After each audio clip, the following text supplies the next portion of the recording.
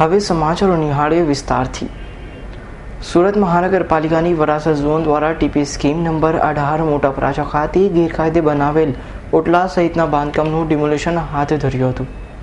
સુરત મહાનગરપાલિકાની વરાછા ઝોન દ્વારા TP scheme number 18 મોટા વરાછાના 18 મીટરના ટીપી રોડ કે જેમાં લજામણી ચોકથી કૃષ્ણા ટાઉનશીપ સુધીના રસ્તામાં મિલકતદારો દ્વારા ઓટલાઓ, દાદર, દિવાલો, ફેબ્રિકેશન રોડ, કેબિનો તથા લારી ગલ્લા સહિતનાઓ બનાવી દીધા હતા, જેથી આજ રોજ વરાછા ઝોન દ્વારા તેનું ડિમોલિશન હાથ ધરાયું હતું।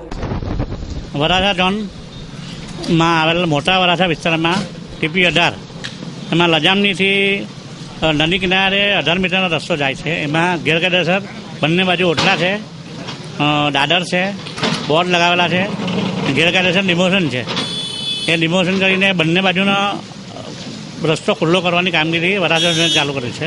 એમાં શહેર વિકાસ ખાતાના 4 ડેપ્યુટી છે, દબાણ ખાતાનો સ્ટાફ છે, વરાછાના મોટા વરાછા ઝોનમાં તમામ આખા વરાછા ઝોનનો સ્ટાફ આજે અહીંયા આવેલો છે ને કૃષ્ણ રોડ સુધીનો રસ્તો આજે અમે ખુલ્લો કરવાના છે।